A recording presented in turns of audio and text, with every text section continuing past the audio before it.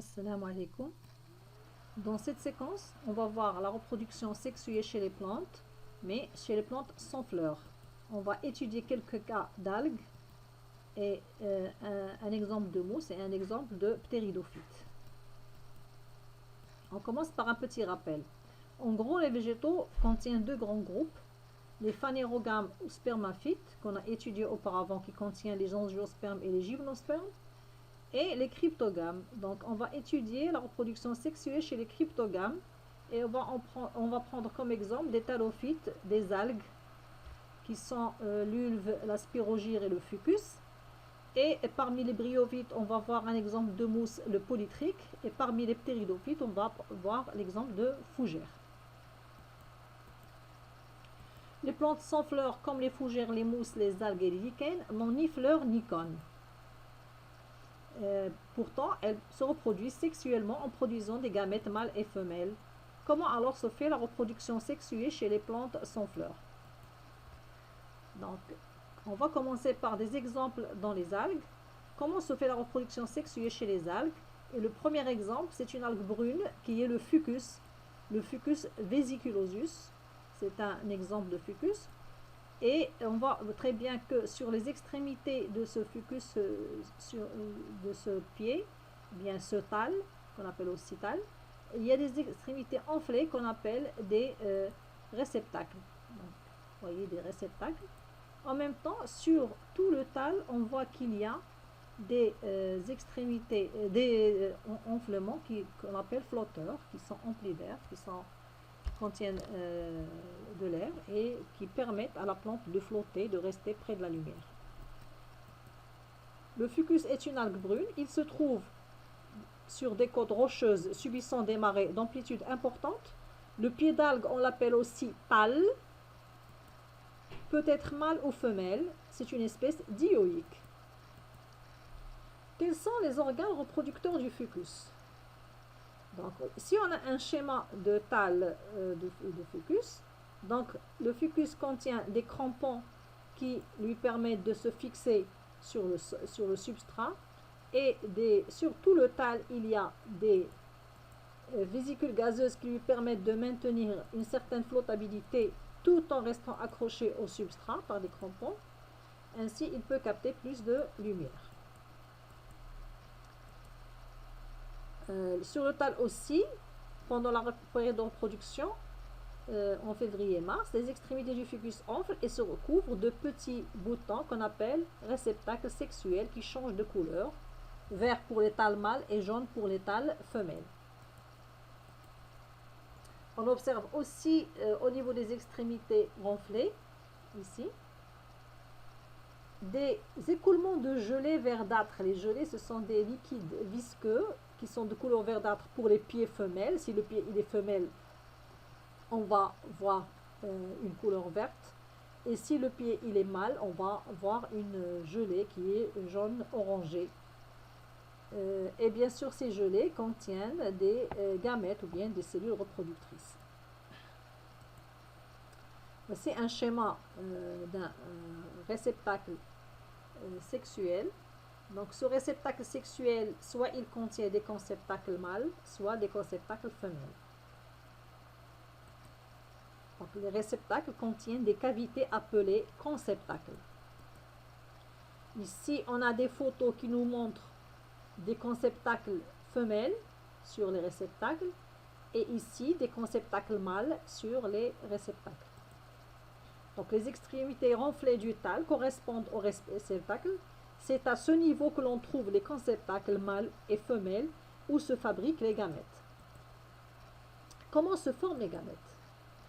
Bon, ici, on a la photo d'un conceptacle femelle ou de plusieurs conceptacles femelles. Et bien, dans ces conceptacles femelles va se former le gamète femelle. Ici, on a un agrandissement d'une coupe au niveau des conceptacles femelles. Donc, dans les conceptacles femelles, on trouve des structures qu'on appelle des zoogones. Et là, vous voyez une petite ouverture qu'on appelle ostiole. Donc, voici un petit schéma représentant la même observation. Donc, des zoogones. Bon, ces zoogones vont après donner naissance à des zoosphères. Sur les thalles femelles, chaque conceptacle contient de gros sacs, qui sont les oogones. Chaque oogone subit une méiose suivie d'une mitose pour donner 8 oosphères, qui sont des gamètes femelles, qui sont libérées dans l'eau de mer. Donc, regardons ici, sur une photo, on a des réceptacles sur lesquels il y a des conceptacles mâles. Et bien, dans ces conceptacles mâles vont se produire ou bien se former des gamètes femelles. Regardez là, c'est une photo microscopique. Regardez, les gamètes femelles contiennent ou bien possèdent aussi des flagelles, des petits prolongements qui vont leur faire servir de déplacement, leur aider à se déplacer pendant ou bien avant la fécondation. Bon, ici, on a une coupe au niveau des conceptacles mâles. Donc là, vous voyez à l'intérieur des conceptacles mâles, il y a des structures qu'on appelle entéridies. Et bien, ces entéridies vont être l'endroit où vont se former les gamètes. Et les gamètes, ils sont, regardez, ils portent des flagelles, bien constituent des flagelles. Ces flagelles vont les aider à se déplacer ou bien à nager vers le gamète mâle, femelle. Donc sur les thalles mâles, chaque conceptacle contient de petits sacs appelés entéridies. Dans chaque jeune entéridie, une cellule mère diploïde à 2 N chromosomes subit une méiose suivie de 4 mitoses pour donner 64 spermatozoïdes à N chromosomes et qui sont biflagellés, c'est-à-dire contiennent 2 flagelles. Ces derniers sont directement libérés dans l'eau de mer. Récapitulons, dans chaque entéridie ou gamétocyste mâle, le noyau subit la méiose et chaque cellule fille effectue 4 mitoses avant de se différencier en 64 entérozoïdes. Parce que si on fait le calcul, une méiose va donner 4 et 4 cellules qui vont se diviser 4 fois vont donner à la fin 64 gamètes mâles ou bien entérozoïdes. Par contre, dans l'oogone ou bien gamétocyste femelle, le noyau subit la méiose qui est suivie par une mitose donnant 8 oosphères entourées par plusieurs enveloppes. Donc déjà le nombre des spermatozoïdes ou bien des entérozoïdes est très élevé par rapport au nombre des zoosphères formées. Comment se fait la fécondation? Eh bien, qu'est-ce qui se passe? Lorsque les gamètes sont formés, ils vont être libérés dans l'eau de mer. Donc la fécondation, elle va être externe, elle va se faire dans l'eau de mer. Les spermatozoïdes ils sont très nombreux, ils vont être attirés par les zoosphères, par chimiotactisme. Et bien sûr, un seul des spermatozoïdes ou bien des entérozoïdes va pouvoir féconder l'ovule. Et bien sûr, dans ce cas, on va obtenir une cellule œuf à 2 N chromosomes, qui est le zygote, qui va directement commencer les divisions pour donner un nouvel individu, un nouveau thalle. Donc après, les divisions vont être successives pour développer un nouveau thalle. Donc ici, les étapes de la vie du fœtus. Donc on part de gamétophytes mâles et gamétophytes femelles qui vont produire des gamètes. Donc dans ce cas, des gamètes mâles biflagellés. Dans ce cas-là, des gamètes femelles qui se déplacent peu, donc ils ne contiennent pas de flagelles. La fécondation se fait et un seul des entérozoïdes ou des spermatozoïdes pénètre et féconde l'ovule, ce qui va donner un œuf, une cellule œuf ou bien zygote, qui va subir des divisions successives pour donner un nouveau thalle, un nouvel individu, comme au départ, soit mâle, soit femelle. Le cycle de développement du fœtus. L'appareil végétatif diploïde qui est à 2 N chromosomes engendre directement les gamètes à N chromosomes, bien sûr, après la méiose. Et l'individu est considéré comme un gamétophyte parce qu'il produit les gamètes. Et les gamètes fusionnent pour former un zygote à 2 N chromosomes qui va donner la nouvelle plante. Donc cet organisme, c'est-à-dire le fœtus, présente un seul type d'individu végétatif à appareil végétatif diploïde qui est le thalle qu'on a vu. Donc, le thalle qui est en même temps considéré comme un gamétophyte, donc il joue le rôle de sporophyte et de gamétophyte en même temps. Donc, le gamétophyte contient des réceptacles. Dans les réceptacles, il y a soit des conceptacles mâles, soit des conceptacles femelles. Dans les conceptacles femelles, il va y avoir après méiose formation de 8 oosphères. Dans les conceptacles mâles, après méiose, on va aboutir à 64 spermatozoïdes. La fécondation se fait dans l'eau de mer. Il y a formation du zygote à deuxième chromosome qui va subir des divisions successives pour aboutir ou bien pour se développer et donner un nouveau thalle de fœtus. Donc ici, c'est-à-dire en diagramme, le thalle mâle contient des réceptacles sexuels mâles, qui contiennent des réceptacles mâles, qui contiennent des entéridies, qui vont former des spermatozoïdes. Le thalle femelle contient des réceptacles sexuels femelles, qui contiennent aussi des réceptacles femelles, qui contiennent des oogones qui vont former des zoosphères. La fécondation se fait et soit on obtient un zygote mâle, soit un zygote femelle, donc chacun va donner un nouveau thalle. Donc le cycle il est monogénétique, diplophasique, pourquoi? Parce qu'il est présent d'une seule phase qui commence après la fécondation, qui se termine avant la méiose, qui est diploïde, et la phase haploïde, elle est limitée à la formation des gamètes. Donc la phase diploïde, elle est dominante et elle est visible dans la nature, donc c'est un cycle monogénétique, diplophasique, c'est-à-dire dans la phase et à deuxième chromosome. On va poursuivre notre étude sur les algues. On va prendre comme exemple maintenant l'ulve et la spirogyre. Et on commence par l'ulve qu'on appelle aussi laitue de mer. Pourquoi? Regardez sa forme. Sur la photo, on voit qu'elle ressemble un petit peu à la laitue grâce à son thalle foliacé qui a une forme lamellaire et qui possède aussi des crampons qui lui permettent de se fixer sur le substrat ou bien sur le rocher. L'Ulva lactuca est une algue verte autotrophe qui vit en bordure des côtes rocheuses et qui est fixée aux roches par des crampons. Le thalle, il est lamellaire. Donc, les thalles de l'Ulva lactuca, ils sont soit femelles, ils vont produire des archégones, c'est-à-dire des gamétanges femelles qui vont produire l'oosphère, soit des gamétanges mâles, soit des gamétophytes mâles produisant des entéridies qui sont des gamétanges mâles qui vont produire des gamètes mâles. Donc en vert c'est le gamétophyte, en rose c'est le gamétange, c'est-à-dire ici c'est l'archégone et ici c'est l'entéridie. En jaune ce sont les gamètes qui vont se former à l'intérieur des gamétocystes. Il y a deux types de gamétophytes. Des thalles sont à N chromosomes, les uns mâles produisant les gamètes mâles à N chromosomes, les autres femelles produisant des gamètes femelles à N chromosomes. Donc, les archégones ou bien gamétanges femelles vont produire un oosphère, mais qui est flagellé, contient des flagelles qui vont lui permettre de nager dans l'eau. Donc, les thalles femelles produisant des gamétanges femelles, archégones, qui produisent les gamètes femelles biflagellées, qui sont les zoosphères, bien sûr, à N chromosomes. Et les gamétophytes femelles produisent des gamétanges qui sont les entéridies, qui produisent des gamètes mâles biflagellés aussi, qui sont des spermatozoïdes aussi à N chromosomes. Donc, ça, ils vont nager aussi dans l'eau. Donc, ça veut dire que la fécondation va être externe et les gamètes vont être libérées dans l'eau. Eh bien, c'est ce qui se passe. Donc, le gamétophyte après production des gamètes mâles, les gamétophytes après production des gamètes, ces gamètes vont se libérer dans l'eau, s'unir après la fécondation, vont donner un zygote aussi flagellé. Donc, le zygote va nager en direction d'un substrat, il va chercher où se fixer. Il perd après ses flagelles, il germe pour donner un thalle filamenteux, puis foliacé en forme de feuille, un nouveau thalle, mais cette fois, un sporophyte à deuxième chromosome. Donc, à la base, on avait des thalles à N chromosomes qui nous ont donné les gamètes.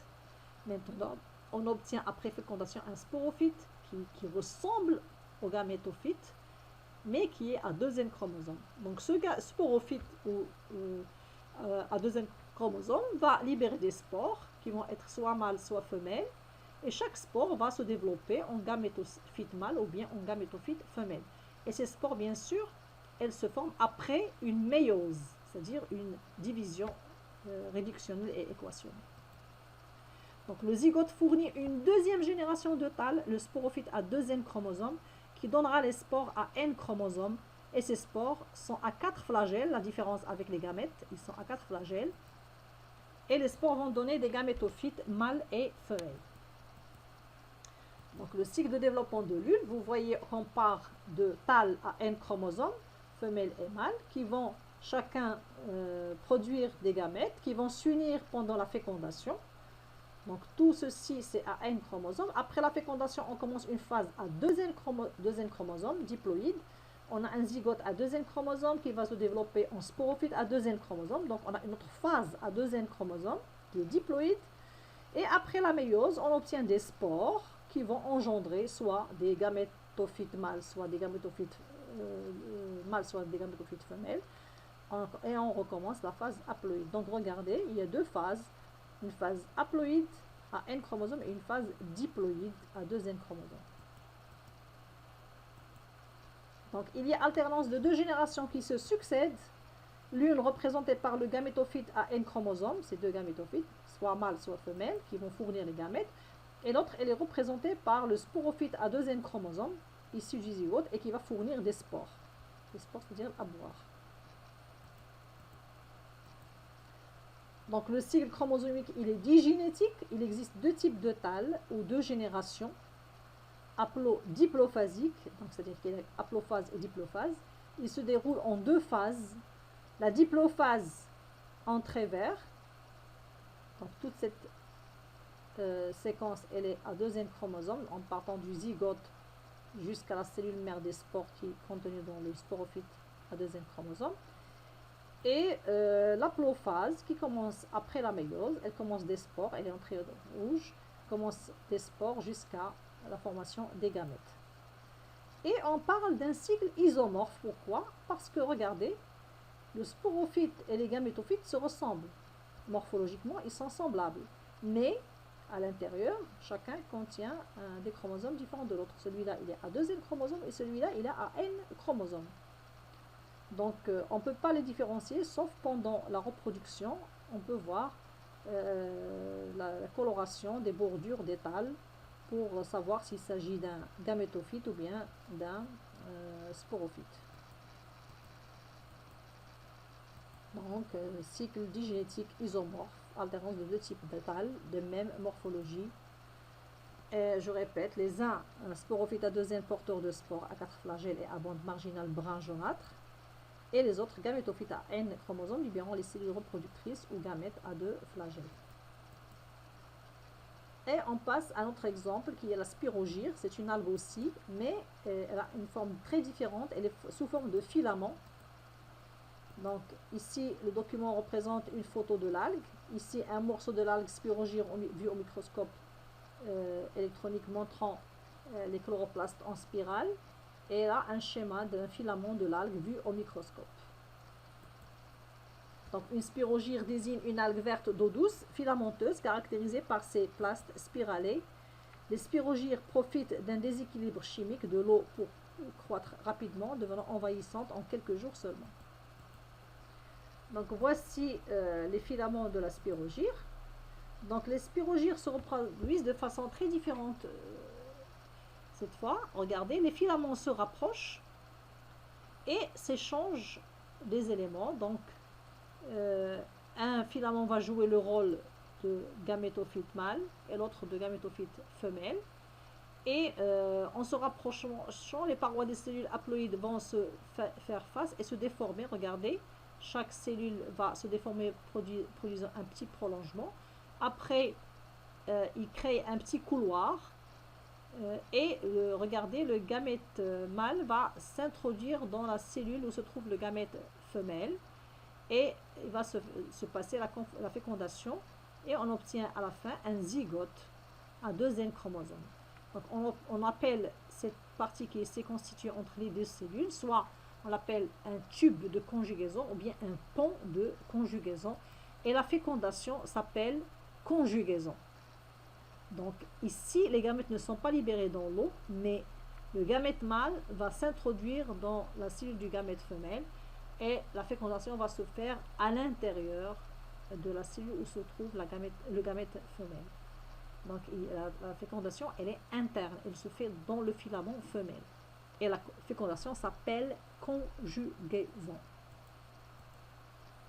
Donc on part d'un filament femelle qui va donner une cellule femelle contenant le gamète femelle et d'un filament mâle qui va donner une cellule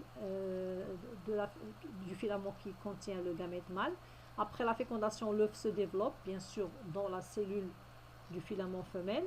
Et après la méiose, on obtient des spores. 3 spores vont dégénérer, un seul va survivre. Il va donner soit un filament femelle, soit un filament mâle. Donc le résultat de cette fécondation est une cellule œuf, la seule fois où il y a la diploïdie, c'est-à-dire le deuxième chromosome. Donc cellule œuf ou zygote diploïde, dans zygospore aussi, on appelle aussi zygospore, dans le filament femelle. Ce zygote particulier est entouré d'une paroi solide et constitue une forme de résistance, bien sûr, à de mauvaises conditions du milieu. Et le zygote va subir la méiose. 3 spores vont dégénérer, et la spore restante va s'individualiser et après des mitoses va donner bien sûr un nouveau filament qui est soit mâle soit femelle. Donc regardez, directement après la fécondation, il y a la méiose. Il n'y a pas de phase diploïde. Il y a fécondation, phase diploïde et méiose directement. Donc regardez, toutes les phases sont haploïdes. Donc le cycle, il est monogénétique, haplophasique. Le zygote est la seule cellule diploïde du cycle de vie. Il subit la méiose directement après pour donner des filaments haploïdes, soit mâle, soit femelle, et puis la fécondation, ainsi de suite. Donc là, un autre schéma qui nous présente la phase diploïde qui est dominante et la phase haploïde dominante et la diploïdie qui est limitée au zygote. Donc un bilan, une comparaison entre les deux algues. Donc chez l'ulve, l'appareil végétatif il est sous forme de thalle. On trouve des gamétophytes mâles ou bien femelles et des sporophytes qui ont la même forme. Chez la spirogyre, on trouve des filaments qui sont soit mâles soit femelles. Le mode de fécondation chez l'ulve, libération des gamètes dans l'eau, alors que chez la spirogyre, il y a rapprochement des filaments et formation des ponts de conjugaison. Le type de fécondation chez l'ulve, il est externe, il se fait dans l'eau de mer, et chez le spirogyre, il est interne. Le lieu de fécondation est l'eau de mer pour l'ulve, et pour la spirogyre, c'est l'intérieur de la cellule qui contient le gamète femelle. Le cycle chromosomique de l'ulve, il est digénétique haplodiphasique parce qu'il y a 2 générations.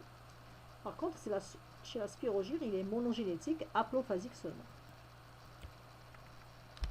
Et on passe à un autre exemple, cette fois chez les ptéridophytes, et on prend comme exemple la fougère que vous avez déjà connue, vous avez déjà étudiée au premier cycle, c'est-à-dire au collège.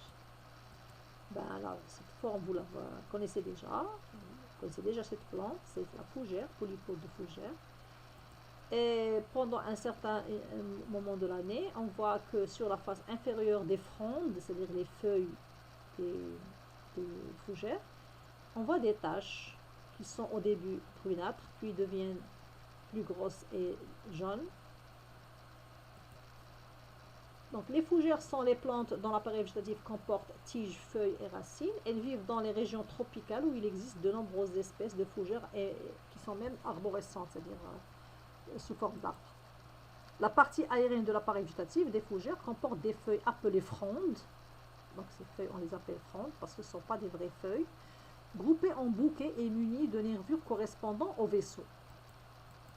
Alors, pendant une certaine période de l'année, il apparaît sur la face inférieure des frondes ou bien des feuilles des taches. Et ces taches sont tout simplement des amas de sporanges ou bien des sores de sporanges. Si on prend un seul sporange ici, on l'agrandit, il a la forme d'un petit sac qui contient des spores qu'il libère à maturité. Et ces spores vont donner une nouvelle forme que nous allons voir. Donc, les fougères poussent à partir de bourgeons qui se forment sur un rhizome, une tige souterraine. Donc là, on voit soit il y a apparition de plantes à partir de ce rhizome, sinon il y a intervention des organes reproducteurs qui commencent par les spores, qui sont construits ou bien sont produits par les sporanges qui se trouvent sur la face inférieure des feuilles, et quand ils vont mûrir, ils vont être disséminés par le vent. Donc, encore une photo sur qui nous montre les sporanges. Regardez la face inférieure de la fronde ou bien de la feuille. Donc un amas de sporanges, il est là. Et chaque sporange, c'est celui-là, vu au microscope électronique, il contient des spores qu'il va libérer à maturité. Donc ces spores, ils vont germer lorsque les conditions climatiques sont favorables, bien sûr la chaleur et surtout l'humidité. Elles vont donner un gamétophyte appelé protale, organisme très minuscule en forme de cœur, porteur de deux types d'organes reproducteurs. C'est celui-là que vous voyez sur la photo, cette petite structure, elle a une forme de cœur, regardez. Elle a une forme de cœur, il y a un autre ici, un autre là, un autre là. Donc les spores vont germer et donner cette petite structure qui est très petite, très minuscule, qui a une forme de cœur. Et bien cette forme, ou bien le protale, ou bien un gamétophyte qui va libérer ou bien former les gamètes parce qu'il contient des organes reproducteurs.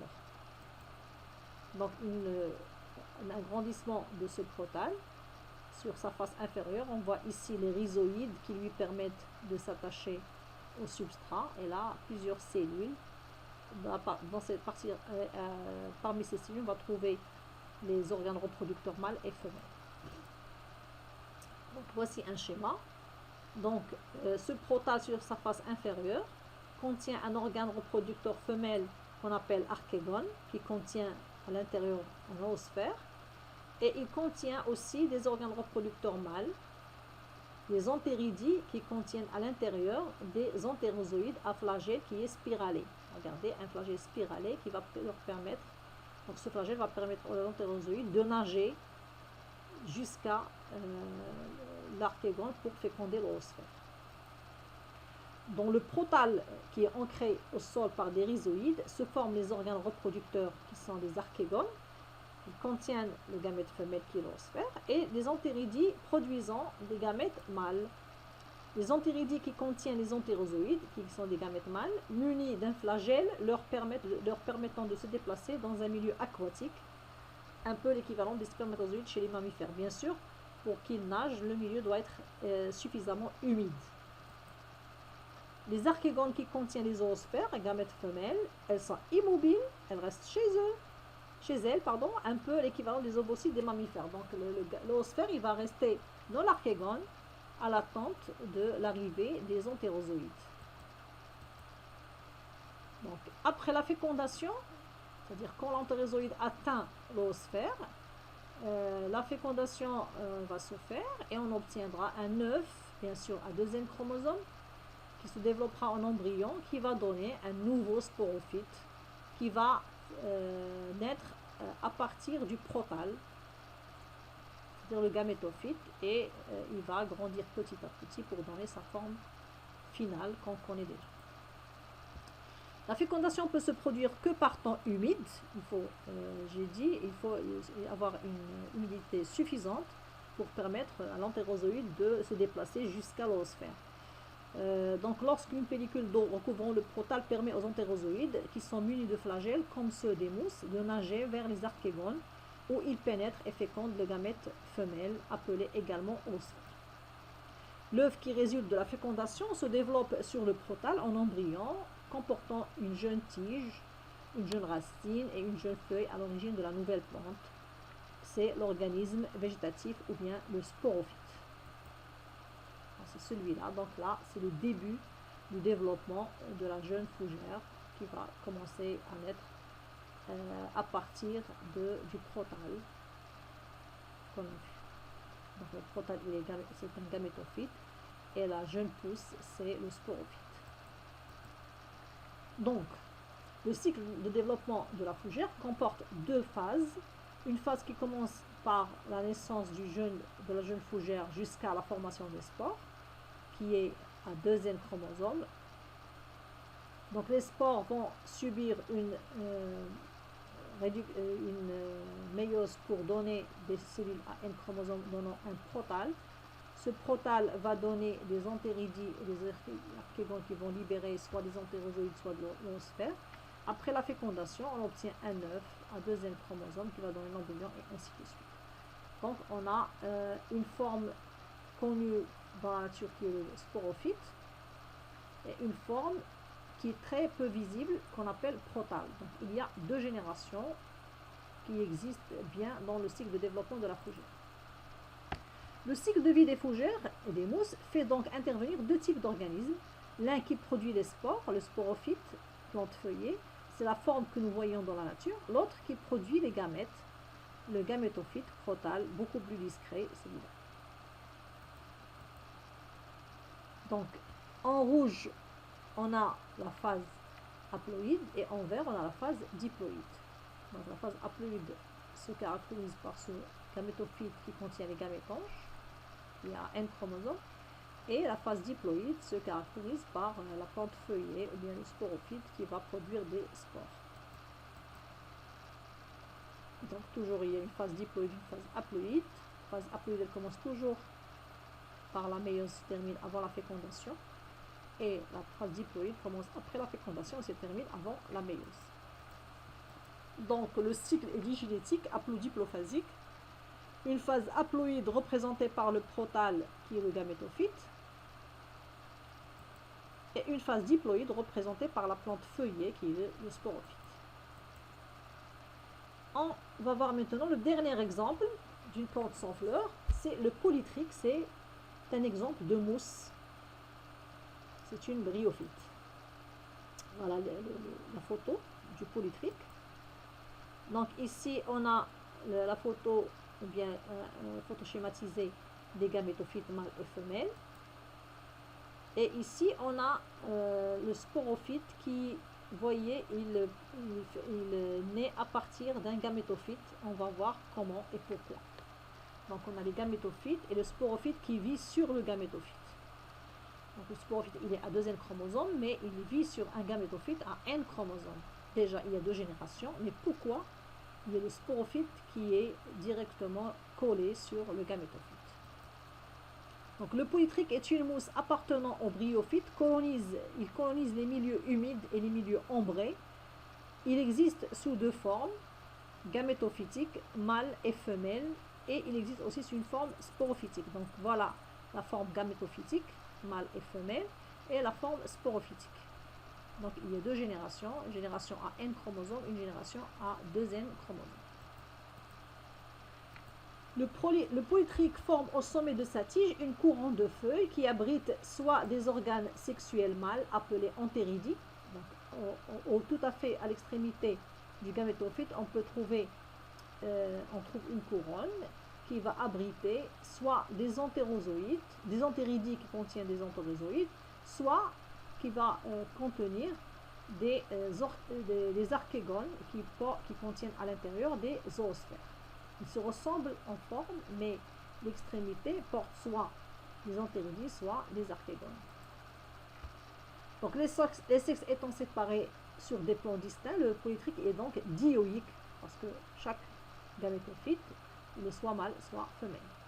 Des cellules internes de chaque entéridie se transforment en gamètes mâles ou entérozoïdes, équivalent des spermatozoïdes chez les animaux, de forme allongée et munis de 2 flagelles mobiles,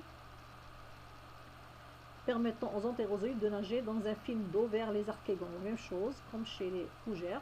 Donc les entérozoïdes contiennent des flagelles qui vont leur permettre de nager jusqu'à l'archégone pour féconder l'oosphère. Et les archégones en forme de bouteille, regardez, elles ont une forme de bouteille avec un long col. Ils abritent un gros gamète femelle qu'on appelle oosphère. Cette génération productrice de gamètes représente donc le gamétophyte haploïde. Donc ces deux-là sont des gamétophytes haploïdes. Et bien après la fécondation, ce sont les entérozoïdes qui vont venir chercher l'oosphère pour la féconder. Donc ils vont féconder l'oosphère. Après la fécondation, on obtient des zygotes à 2 N chromosomes, mais sur le gamétophyte femelle, donc, parce que l'oosphère n'a pas bougé. Donc la fécondation s'est faite sur le gamétophyte femelle. Donc la rencontre des gamètes mâles et femelles et leur fusion, la fécondation, produit la cellule œuf zygote, première cellule diploïde à 2 N chromosomes de la seconde génération, la génération qui va venir après. Le zygote va se développer en sporophyte à 2 N chromosomes. Donc le sporophyte, il va se développer à partir d'ici, c'est-à-dire il va rester sur le gamétophyte femelle. Eh bien, c'est pour ça qu'on dit que le sporophyte, il est parasite du gamétophyte autotrophe. Le gamétophyte, là, il est autotrophe, il est capable de vivre tout seul, il est vert, il peut faire la photosynthèse. Mais le sporophyte, qu'est-ce qu'il fait? Il vit aux dépens du gamétophyte, parce que la fécondation s'est faite dans le gamétophyte femelle, et le développement s'est fait sur place, c'est-à-dire il y a eu développement du sporophyte sur le gamétophyte. C'est pour ça qu'on dit qu'il est parasite, parce qu'il vit aux dépens du gamétophyte. La seconde génération est représentée par le sporogone, une petite capsule portée en général par une fine soie. À maturité, des cellules diploïdes à l'intérieur de la capsule subissent une méiose pour donner des spores qui sont haploïdes. Comme ces spores sont issus d'une méiose, c'est la reproduction sexuelle. Le sporogone représente alors le sporophyte diploïde. Chez les mousses, il reste de taille très réduite, éphémère, c'est-à-dire il ne dure pas longtemps, et dépendant du gamétophyte femelle sur lequel il se développe en parasite. Voici le cycle de développement du polytrique. Donc on part de gamétophytes soit mâles soit femelles. Ils vont libérer soit des gamètes mâles femelles, soit des gamètes mâles. La fécondation va se faire dans le gamétophyte femelle, c'est-à-dire dans l'endroit où se trouve l'oosphère. Et le zygote va se développer en sporophyte, qui est représenté par cette fine soie et cette capsule à spores. Donc regardez, le sporophyte, il vit sur le gamétophyte femelle et à maturité, il va libérer des spores qui vont donner, soit bien sûr ces spores vont subir avant une méiose, ils vont donner soit des gamétophytes mâles, soit des gamétophytes femelles. Donc voici aussi le cycle de développement qui est représenté en couleur. Donc on a deux structures, soit des gamétophytes mâles ou femelles, soit des sporophytes qui vivent sur le gamétophyte femelle. Donc on a une phase à 2 N chromosomes qui est représentée par ce sporophyte, parasite, et une phase à N chromosomes qui est représentée par les gamétophytes mâles ou femelles. Donc chez les mousses, ces deux générations sont d'un aspect très différent. On parle alors de cycle digénétique hétéromorphe, parce que la forme, elle change. Le gamétophyte, il ne ressemble pas au sporophyte. C'est-à-dire, si on compare avec l'ulve, bien l'ulva lactica, c'est pas la même chose. Donc, par ces deux générations, le cycle de vie des mousses est bien un cycle digénétique.